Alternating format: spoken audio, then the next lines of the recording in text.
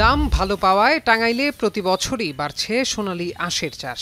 2022-23 অর্থ বছরে জেলায় 17,147 হেক্টর জমিতে পাট চাষ হলেও 2023-24 অর্থ বছরে বেড়ে 19,020 হেক্টর জমিতে চাষ হয় পাট।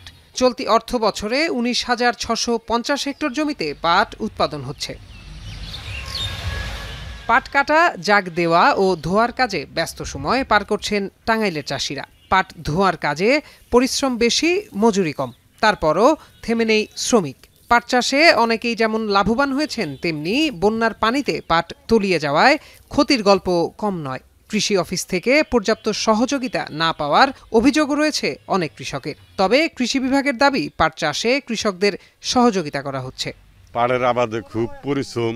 এই যে পানিতে নামছি বেলা সকালে, এই যে এখন পাট ধুয়ে উঠলাম। পাট আর ধুইতে পারলে লস যাব না, আনে মনে করেন যে হোলা বেচলে পাট বেচলে লস হয় না।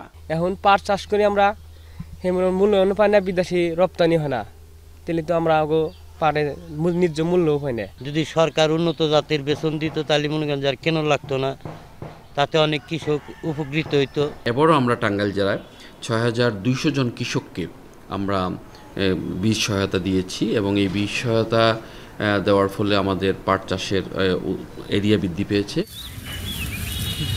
পরিবেশের ভারসাম্য রক্ষায় পাট চাষের গুরুত্বের কথা জানালেন বিশেষজ্ঞরা।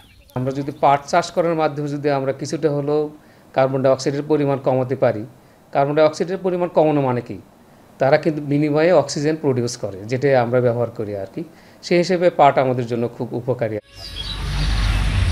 পাট চাষ বৃদ্ধি অব্যাহত থাকলে সোনালী আঁশের সুদিন শীঘ্রই ফিরবে, এমনটাই প্রত্যাশা সংশ্লিষ্টদের। এখন টাঙ্গাইল। শিয়া বাটার ও ভিটামিন ই সমৃদ্ধ lily glam beauty soap. Lily, always beautiful.